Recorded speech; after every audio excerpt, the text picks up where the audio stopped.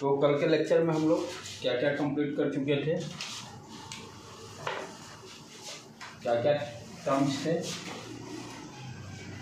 अपना कंडक्टेंस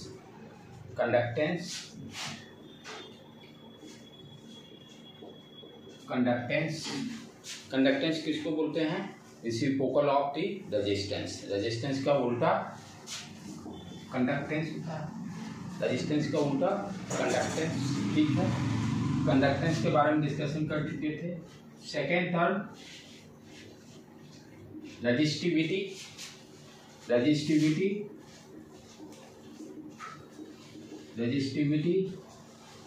ये क्या था, जिसको कि हम लोग R equal to rho L by A, R क्या हो गया रेजिस्टेंस, रो क्या हो गया रजिस्टिविटी। कंडक्टर इस समय रेजिस्टेंस में भी पढ़े हैं, क्लास 10th में भी था ये formula, R equal to rho L by A. यहाँ से रजिस्टिविटी क्या था बेटे, R A अपॉन L। यहाँ पर ये क्या है, जो हम लोग इलेक्ट्रिक सेल कंसिडर किए थे, इलेक्ट्रोलाइटिक सेल, ये एनोड टर्मिनल, ये कैथोड टर्मिनल, इसका ये सरफेस एरिया, इलेक्ट्रोलाइटिक सेल का सरफेस एरिया ये हो गया। L क्या हो गया, दोनों इलेक्ट्रोड यानी एनोड और कैथोड के बीच का डिस्टेंस, जिसको कि हम लोग L से डिफाइन करते हैं। एक्चुअल में क्या है, ये कंडक्टर में हम लोग क्या देखते हैं, this is your conductor, this is your length L, this is your cross section area. Actual में इस तरह से डिफाइन किया गया रेजिस्टेंस में, R equal to rho L length of the conductor, और ये क्या था क्रॉस सेक्शन एरिया। जब सेल की बात करते हैं तो सेल में क्या होता है, L और A को कैसे डिफाइन किए हैं, जो इलेक्ट्रोड प्लेट लगा रहेगा उसका सरफेस एरिया, जैसे ये मान लीजिए इलेक्ट्रोड लगा तो ये सरफेस एरिया, और दो प्लेट के बीच दो प्लेट रहते हैं, एक एनोड और दूसरा कैथोड, दोनों के बीच का सेपरेशन L से हम लोग डिफाइन करते हैं। तो L अपॉन A को और क्या बोलते थे, सेल कांस्टेंट। ये भी टर्म हम लोग देख चुके हैं, cell constant.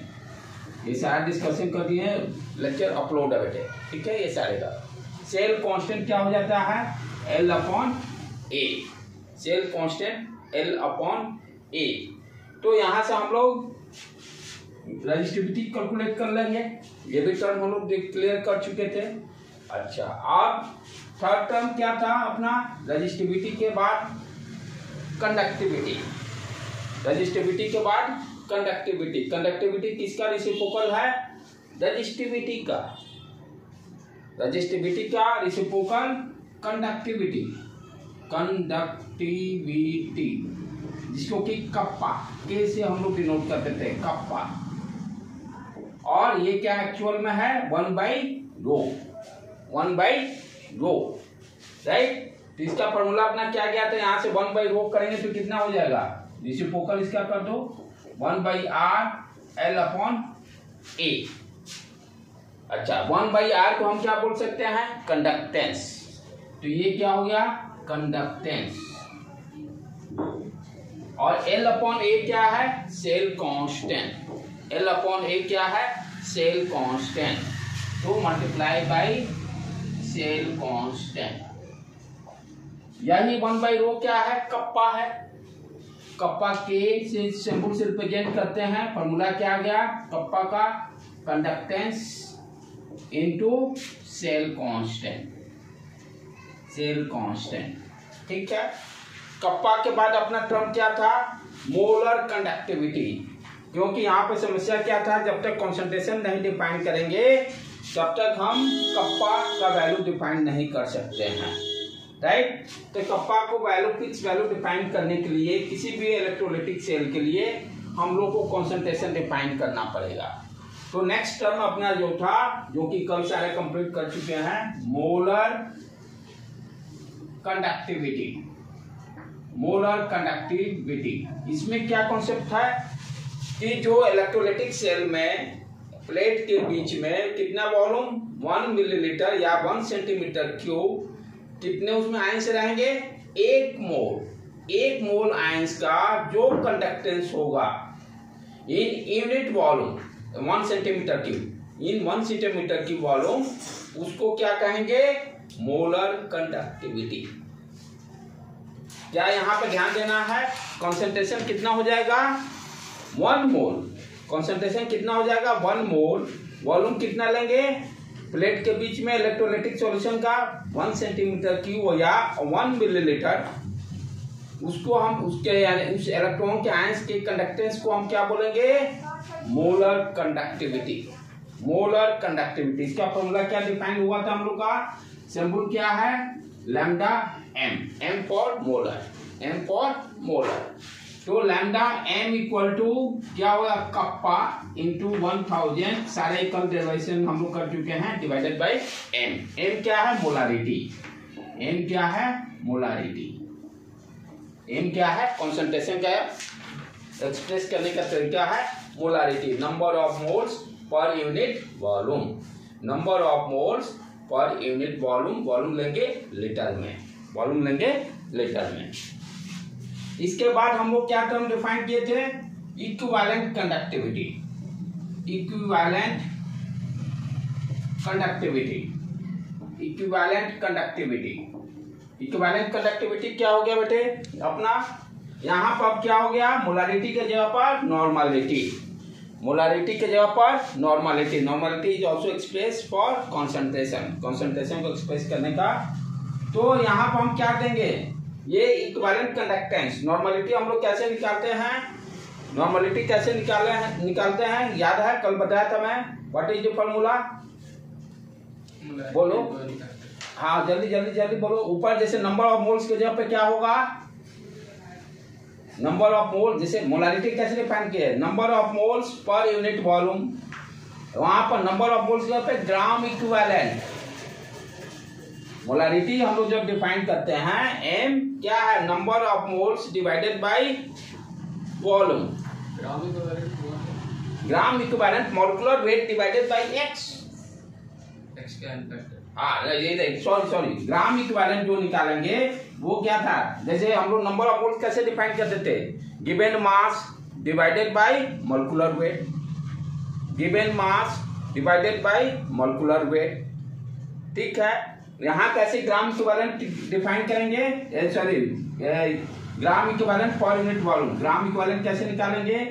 Given mass divided by equivalent molecular weight, divided by equivalent molecular weight. और इक्विवेलेंट मॉलिक्यूलर वेट कैसे निकालेंगे? Molecular weight divided by x, जो बैलेंस ही रहेगा। अंडरस्टूड? क्लियर? मोल्स कैसे निकाल रहे थे? Number of moles given mass divided by molecular weight, divided by molecular weight.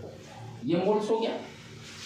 Given mass, जो मास दिया रहेगा, डिवाइडेड बाय जिस एलिमेंट या कंपाउंड का दिया उसका मॉलिक्यूलर वेट निकाल लेंगे, वो मोल्स दे दिया। अच्छा, ग्राम इक्विवेलेंट में गिवन मास तो यही, मॉलिक्यूलर वेट के जगह पे क्या हो गया? Equivalent molecular weight. और इक्विवेलेंट मॉलिक्यूलर वेट कैसे निकालेंगे? Molecular weight divided by x, x जो हो गया वैलेंसी। ठीक है, एक्स जो हो गया, यदि सॉल्ट रहेगा तो कैटायन पे कितने चार्ज है वो वैल्यू, एसिड रहेगा तो नंबर ऑफ एचआईएन, बेस रहेगा तो नंबर ऑफ ओएचआईएन। राइट? तो यहाँ पर इक्विवेलेंट कंडक्टिविटी जो कल डिफाइन किए थे हम लोग, इसका क्या फॉर्मूला आ जाएगा? इसका सिंबल लैम्डा ई से ई फॉर इक्विवेलेंट। राइट? इसका फॉर्मूला कल आया था E equal to kappa into 1000 divided by normality. Volume यहाँ पर क्या लेंगे? ध्यान देने का है, सेंटीमीटर क्यूब। हो सारा कल डिस्कशन हम लोग कर चुके हैं। वॉल्यूम जो लेंगे सेंटीमीटर क्यूब पे, इस पर प्रॉब्लम भी हम लोग डिस्कस कर चुके थे। अब आज देखेंगे ये जो टर्म है conductance, resistivity, molar conductivity, kappa, gram equivalent, ये सारे टर्म्स कैसे वैरी करेंगे कॉन्सेंट्रेशन के साथ। कॉन्सेंट्रेशन के साथ ये सारे टर्म कैसे वैरी करेंगे, उसका वेरिएशन हम लोग वैरी देखेंगे। कॉन्सेंट्रेशन का साथ वैरी कैसे करें, यानी कहने मतलब हाईली कॉन्सेंट्रेटेड रहेगा, डाइल्यूट रहेगा, तब कंडक्टेंस क्या होगा, मोलर कप्पा क्या होगा। फिर उसके बाद आपका दूसरा चीज मोलर कंडक्टिविटी का क्या कैसे वैरी करेगा, वो सारे आज डिस्कशन करेंगे। आज से भी ये भी क्वेश्चन बहुत टिपिकल एक क्वेश्चन नेट और जेईई में आता है और बच्चे इसमें कंफ्यूज होते हैं, इसमें बच्चे कंफ्यूज होते हैं। आ रहेंगे ऑब्जेक्टिव टाइप से ही, यानी थ्योरी टाइप से ही क्वेश्चन रहेंगे। आज का वेरिएशन में थ्योरी टाइप से न्यूमेरिकल्स वाला पार्ट कल ही रहा कंप्लीट है, न्यूमेरिकल पार्ट कल वाला। आज जो होगा थ्योरी टाइप से क्वेश्चन नीट या जेईई में या बोर्ड एग्जाम में भी रहेगा। एक क्वेश्चन यहाँ से बनता है बोर्ड एग्जाम में भी या नीट जेईई में भी। और ये थोड़ा सा बच्चे लोग को हल्का फुल्का इसमें, क्योंकि लॉजिक पता नहीं रहता, रटना पड़ जाता है लास्ट में, क्योंकि लॉजिक उसका रीजन नहीं पता रहने के कारण बच्चे क्या करते हैं, रट लेते हैं। और रटने में क्या है, कोई जरूरी नहीं, दिमाग में रहा तो टिक मार्क कर लिए, नहीं रहा तो नहीं रहा। तो आज हम लोग का टॉपिक क्या है, वेरिएशन ऑफ कंडक्टेंस दूसरा टर्म फिर कंडक्टिविटी, देन मोलर कंडक्टिविटी,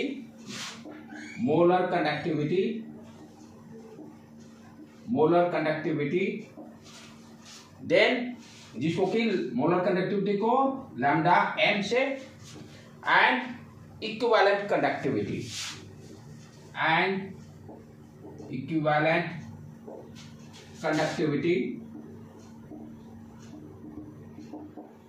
जिसको लैम्डा इसे डिनोट करेंगे विथ कॉन्सेंट्रेशन के साथ इसका वेरिएशन कैसे होगा, विथ कॉन्सेंट्रेशन।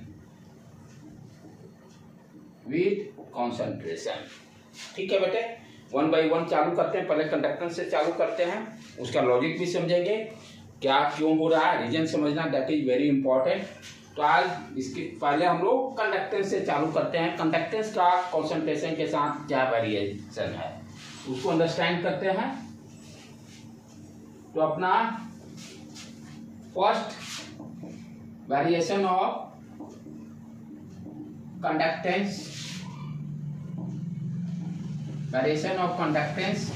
विथ कंसंट्रेशन के साथ इसका वेरिएशन कैसे है उस चीज को अंडरस्टैंड करते हैं।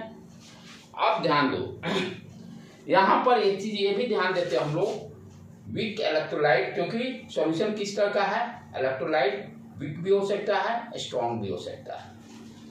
स्ट्रॉन्ग इलेक्ट्रोलाइट जैसे सोडियम क्लोराइड, मैग्नीशियम क्लोराइड, जो कि 100% डिसोसिएशन करेंगे, पहले से ही आयन में फॉर्म में रहते हैं।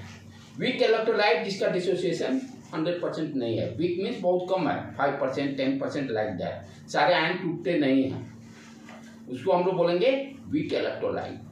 ठीक है, तो यहाँ पे दो कैटेगरी अंडरस्टैंड करेंगे। वीक इलेक्ट्रोलाइट के लिए देखेंगे कंडक्टेंस का वेरिएशन कॉन्सेंट्रेशन को बदलने से, और फिर स्ट्रॉन्ग इलेक्ट्रोलाइट जैसे सोडियम क्लोराइड हो गया, मैग्नीशियम क्लोराइड हो गया, ये पूरी तरह से टूट जाते हैं। ये आयन 100% विदाउट वाटर डालने से पहले वो डिसोसिएटेड फॉर्म में रहते हैं। ठीक है, तो ये वेरिएशन जो हम देखेंगे, इलेक्ट्रोलाइटिक सॉल्यूशन जो रहेगा वो किस तरह का देखेंगे। फर्स्ट जैसे वीक इलेक्ट्रोलाइट के बारे में भी डिस्कस करेंगे, वीक इलेक्ट्रोलाइट के डिस्कशन के बाद फिर स्ट्रॉन्ग इलेक्ट्रोलाइट में क्या होगा। वीक इलेक्ट्रोलाइट में से एसिटिक एसिड हो गया, जितने वीक एसिड है जो 100% डिसोसिएट नहीं हो पाते हैं वो सारे वीक इलेक्ट्रोलाइट है। तो पहले अंडरस्टैंड करें कि हम लोग कंडक्टेंस जो है, आप वीक इलेक्ट्रोलाइट का पहले ध्यान दें, वीक इलेक्ट्रोलाइट के साथ क्या होगा। तो वीक इलेक्ट्रोलाइट कहने का मतलब क्या हो गया, इसका डिसोसिएशन 100% नहीं है। अल्फा इक्वल टू, यानी अल्फा को डिसोसिएशन से ही अल्फा टर्म डिफाइन करते हैं। अल्फा क्या डिफाइन करता है, अल्फा की वैल्यू 100 का मतलब 100% डिसोसिएशन, 5 का मतलब 5% डिसोसिएशन, 10 दिया रहेगा अल्फा का वैल्यू। तो यहाँ पर डिग्री, इसको क्या बोलते हैं, डिग्री ऑफ डिसोसिएशन। टर्म क्या है, डिग्री ऑफ डिसोसिएशन, जिसको कि अल्फा से इंडिकेट करते हैं। वीक होने का मतलब इसका वैल्यू लो है, अल्फा का वैल्यू लो है। ठीक है, आयन पूरी तरह से टूटे नहीं है। तो आयन को तोड़ने के लिए हम लोग क्या करते हैं, वाटर डालते हैं। तो आप ध्यान से चलें, स्टेप बाय स्टेप इसको ध्यान से समझने का क्या करना है। कंसंट्रेशन वैरी, कंसंट्रेशन वैरी करने का मतलब क्या, पानी डालना ही। डाइल्यूट यदि कंसंट्रेशन करते हैं तो कहने मतलब जैसे है चीनी है, पानी ज्यादा मीठा तो हाईली कॉन्सेंट्रेटेड। कोई कहेगा नहीं हमको फीका चाहिए, क्या करो, पानी मिला दोगे उसमें, तो क्या करेंगे, डाइल्यूट फॉर्म में हो गया, यानी वाटर का अमाउंट ज्यादा, सॉल्यूट का अमाउंट कम, उसको क्या बोलेंगे, डाइल्यूट सॉल्यूशन। कॉन्सेंट्रेटेड में क्या है, वाटर का अमाउंट कम है। ठीक है, तो कॉन्सेंट्रेशन बढ़ाने का हम लोग बोलते हैं ना, जैसे है कि वॉल्यूम बढ़ा रहे हैं, वॉल्यूम बढ़ाने का मतलब क्या कर रहे हैं, सॉल्यूशन का वाटर आप ऐड कर रहे हो, वाटर को ऐड कर रहे हो। कोई इफ एनीवन से कि हम डाइल्यूशन इंक्रीज कर रहे हैं, डाइल्यूशन इंक्रीज कर रहे हैं मतलब you are adding the volume of आप सॉल्यूशन का वॉल्यूम इंक्रीज कर रहे हो वाटर ऐड करके। यदि यहाँ पर टर्म यूज किया जाता है कि डाइल्यूशन इंक्रीज। ठीक है, पहले तो वीक इलेक्ट्रोलाइट लिए, ठीक, उसके बाद क्या किए, जैसे हम लोग करते हैं ना कॉन्सेंट्रेशन, जैसे यहाँ पर क्या है, कॉन्सेंट्रेशन को घटा रहे हैं।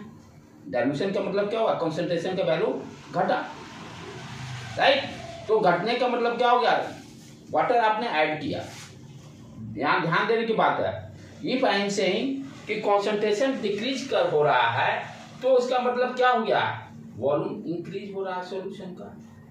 जैसे कोई सॉल्यूशन आप ले लीजिए, ठीक है, तो हाईली कॉन्सेंट्रेटेड का मतलब क्या होता है कि आपका सॉल्यूट का अमाउंट ज्यादा है, वाटर का अमाउंट कम है। सॉल्यूट का अमाउंट ज्यादा है, वाटर का अमाउंट कम है।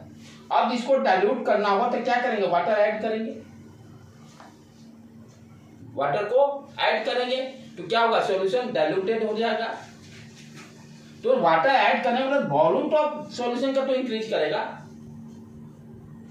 इफ आई एम सेइंग कि डाइल्यूशन मैं इंक्रीज कर रहा हूं, what you understand, volume of the solution definitely increase, कोई इसमें डाउट नहीं। Okay done. तो डाइल्यूशन इंक्रीज करने का मतलब क्या हो गया, वॉल्यूम ऑफ द सॉल्यूशन बढ़ा, volume of the solution increase किया, volume of the solution increase किया, राइट बेटे। अच्छा, अब ध्यान से दें, या कोई पहले क्या दे, वॉल्यूम मैं बढ़ा रहा हूं, वॉल्यूम बढ़ाने का मतलब डाइल्यूशन इंक्रीज करना, रिवर्स भी true. Volume of the solution increase करने का मतलब व्हाट यू अंडरस्टैंड कि डाइल्यूशन बढ़ा रहे हैं। ठीक है, डाइल्यूशन बढ़ाने से क्या होगा, पहले किस तरह का इलेक्ट्रोलाइट है, ये वीक इलेक्ट्रोलाइट है, आयन के फॉर्म में टूटा नहीं है। अच्छा, डाइल्यूशन बढ़ा रहे हैं मतलब वाटर हम ऐड कर रहे हैं। हम क्या जानते हैं, वाटर क्या करता है, डाई इलेक्ट्रिक जैसा काम करता है, जो सॉल्यूट होगा उसको तोड़ेगा आयन के फॉर्म में। पहले तो ये टूटा नहीं था क्योंकि वीक इलेक्ट्रोलाइट है, लेकिन जैसे ही मैं वाटर डालता हूं, डाइल्यूशन बढ़ाता हूं, तो ये क्या होगा, इसका डिसोसिएशन होगा वीक इलेक्ट्रोलाइट का, यानी नंबर ऑफ आयंस इंक्रीज करेंगे, नंबर ऑफ आयंस इंक्रीज करेंगे, ज्यादा नहीं करेंगे क्योंकि इसका डिसोसिएशन 100% नहीं है, वीक है, कम है। तो डाइल्यूशन बढ़ाने से मतलब वॉल्यूम बढ़ाना, या वॉल्यूम बढ़ाने का मतलब डाइल्यूशन इंक्रीज करना, और कंसंट्रेशन टर्म में देखेंगे तो क्या होगा, कंसंट्रेशन घटा रहे हैं, कंसंट्रेशन को घटा रहे हैं। ठीक है, अब क्या होगा, यहाँ वॉल्यूम जैसे ही इंक्रीज किया तो वी कैन से कि नंबर ऑफ आयंस इंक्रीज करेंगे, नंबर ऑफ आयंस इंक्रीज करेंगे, नंबर ऑफ आयंस उतना इंक्रीज नहीं करेंगे, लेकिन जो भी अल्फा का वैल्यू होगा उसके according number of ions depend very small, क्योंकि अल्फा बहुत कम लिए हैं, वीक इलेक्ट्रोलाइट है। लेकिन जैसे ही पानी डालेंगे तो क्या होगा, वीक इलेक्ट्रोलाइट टूटेगा आयन के फॉर्म में। तो डेफिनेटली क्या है, बिफोर वाटर एडिशन के पहले जो नंबर ऑफ आयंस है उससे तो ज्यादा होगा ही, उससे तो ज्यादा होगा ही। तो नंबर ऑफ आयंस इंक्रीज करेगा, नंबर ऑफ आयंस इंक्रीज करेगा। अच्छा, कौन सा टर्म हम पढ़ रहे हैं, कंडक्टेंस, कौन सा टर्म पढ़ रहे हैं, कंडक्टेंस। आयंस कैसे इंक्रीज होगा, पानी डाले तो पानी क्या करेगा, डाइलेक्ट्रिक जैसा काम करेगा ना, उसको तोड़ेगा ना पानी। तो इलेक्ट्रोलाइट के साथ हम लोग पढ़े थे ना सॉल्यूशन में, molten solution, aqueous solution. Molten को हीट करना पड़ता है, एक्वस वाला में क्या होता था, वाटर डालने के कारण हीट टूट जा रहा था, क्योंकि water acts like as a dielectric. Water कोई भी आप सॉल्ट में डालोगे, शुगर में डालोगे तो क्या होगा, उसके आयंस को में ब्रेक करेगा। इसमें वाटर का भी आयंस होगा, फिर सिर्फ इलेक्ट्रोलाइट वो उसका भी रहेगा, वो तो 100% रहेगा, उसमें तो सोचना ही नहीं है। वो तो 100% H+ और OH- रहेंगे। इलेक्ट्रोलाइट का मतलब जो आप ले रहे हो, sodium chloride, magnesium acetic acid, जो भी लो आप, उसकी बात हो रही है। अंडरस्टूड? क्योंकि उसका हमको इलेक्ट्रोलाइट कहने का मतलब यहाँ वाटर, वो तो वाटर हम डाल रहे हैं तोड़ने के लिए, वाटर डाल रहे हैं तोड़ने के लिए। चाहे सॉल्यूशन है तो वाटर डेफिनेटली रहेगा ही, वाटर डेफिनेटली रहेगा ही, राइट। तो क्या हुआ, वीक इलेक्ट्रोलाइट है। वीक इलेक्ट्रोलाइट का मतलब डिसोसिएशन उसका कम होगा, पहले ये चीज समझना जरूरी है। वो पूरी तरह से टूटेगा नहीं, थोड़ा अमाउंट टूटेगा। अच्छा, क्या कर रहे हैं हम लोग, कंसंट्रेशन वैरी कर रहे हैं। तो कंसंट्रेशन के टर्म में सोचेंगे तो क्या होगा, कंसंट्रेशन को घटा रहे हैं। डाइल्यूशन के टर्म में सोचेंगे तो वॉल्यूम इंक्रीज किए, डाइल्यूशन बढ़ गया, किसका, सॉल्यूशन का। वाटर डालने से वॉल्यूम इंक्रीज किया, डाइल्यूशन बढ़ने से क्या होगा, कहीं हम लोग वाटर डाल रहे हैं, वाटर हम लोग डाल रहे हैं, वीक इलेक्ट्रोलाइट जैसे CH3 COOH ले लो ना, कोई समस्या ही नहीं। अब क्या होगा, CH3 COOH के आयन टूटेंगे स्मॉल अमाउंट में। और हम लोग कंडक्टेंस में क्या पढ़े हैं कि यदि नंबर ऑफ आयंस इंक्रीज करेगा, कंडक्टेंस बढ़ेगा। नंबर ऑफ आयंस इंक्रीज करने के कारण क्या होगा, कंडक्टेंस इंक्रीज करेगा। रेजिस्टेंस का रेसिप्रोकल, रेजिस्टेंस में हम लोग क्या देखते थे, करंट को रोकने का काम करता था रेजिस्टेंस। और कंडक्टेंस क्या करेगा, कितना इलेक्ट्रॉन फ्लो हो रहा है उसके बारे में बताते। जितने नंबर ऑफ आयंस ज्यादा, कंडक्टेंस उतने ज्यादा। तो हम क्या देख रहे हैं, कंडक्टेंस इंक्रीज करेगा, कंडक्टेंस इंक्रीज करेगा, राइट। तो इसके बाद क्या गया स्टेप अपना, कंडक्टेंस इंक्रीज किया। तो हमने क्या देखा कि यदि वीक इलेक्ट्रोलाइट लेते हैं तो डाइल्यूशन बढ़ाने से कंडक्टेंस बढ़ रहा है, कंसंट्रेशन घटाने से कंडक्टेंस बढ़ रहा है। कंसंट्रेशन के टर्म में समझेंगे तो, क्यों, डाइल्यूशन करने का मतलब कंसंट्रेशन घटाना, पानी ज्यादा हो गया ना, कंसंट्रेशन कम हो गया। तो dilution means what, if dilution increases conductance increases for weak electrolyte. अभी ये तो वीक इलेक्ट्रोलाइट की बात हो गई। अब स्ट्रॉन्ग इलेक्ट्रोलाइट की बात करें, क्या हो रहा है। तो सेकंड अपना हम लोग कंसीडर करते हैं स्ट्रॉन्ग इलेक्ट्रोलाइट। अब यहां पे खेला अलग है, पानी डाइल्यूशन बढ़ाने के पहले ही वो पूरा टूटा हुआ है। जैसे सोडियम क्लोराइड ले लीजिए, NaCl,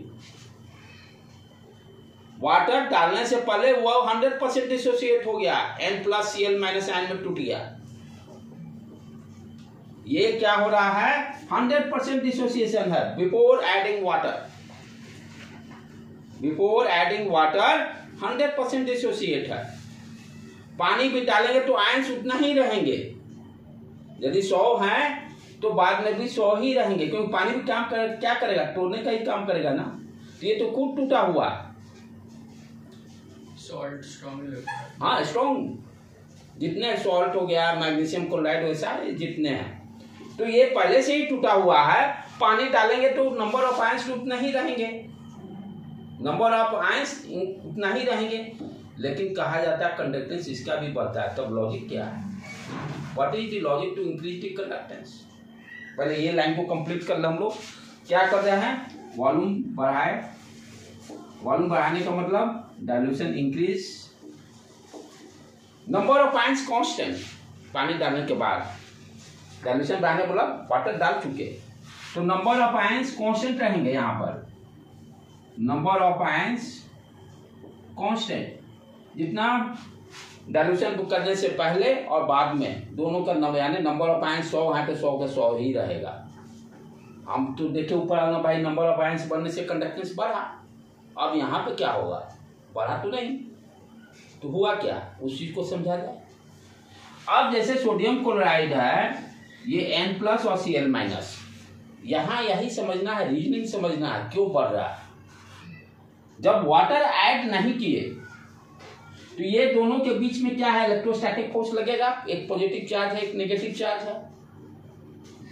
तो जब वाटर ऐड नहीं किए तो ये दोनों के बीच में सेपरेशन, दोनों आयन के बीच में सेपरेशन कम है, सेपरेशन कम है, इलेक्ट्रोस्टैटिक फोर्स ज्यादा है, इलेक्ट्रोस्टैटिक फोर्स ज्यादा है, क्योंकि ये पॉजिटिव चार्ज है एक नेगेटिव चार्ज है, ठीक है, ये आयंस के फॉर्म में टूट गया है, लेकिन दोनों आयंस के बीच में separation very small.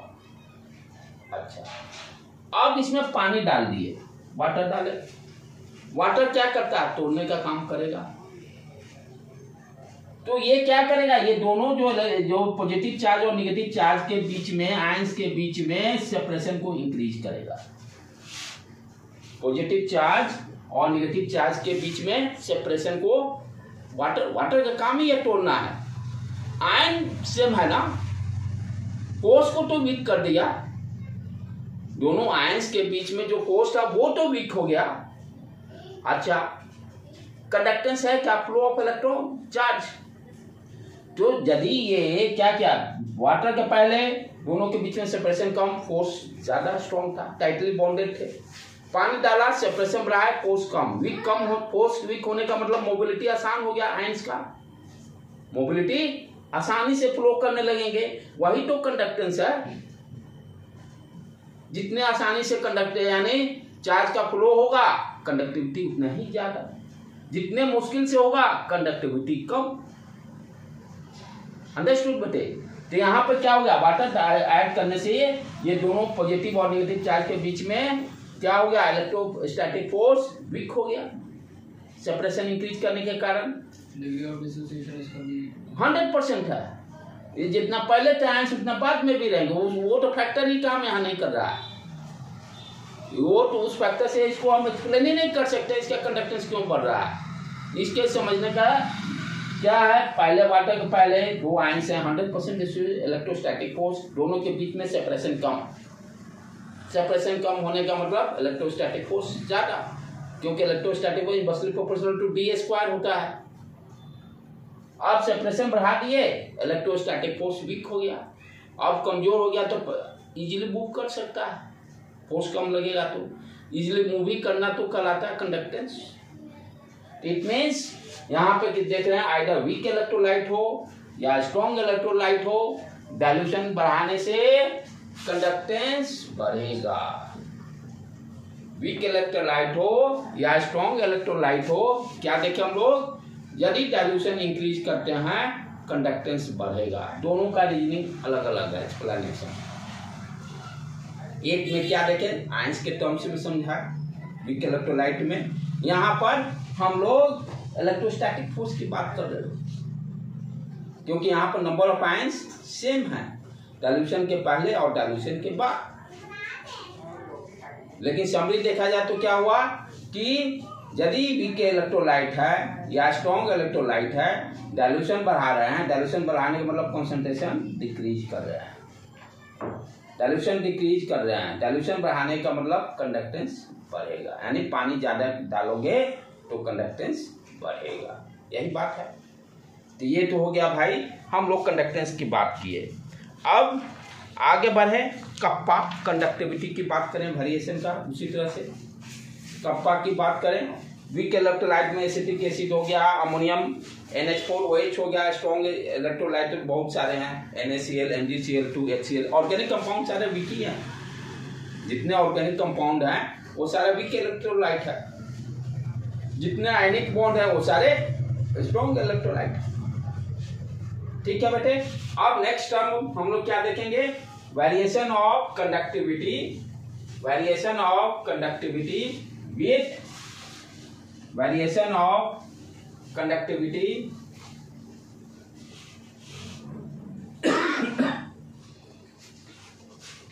Variation of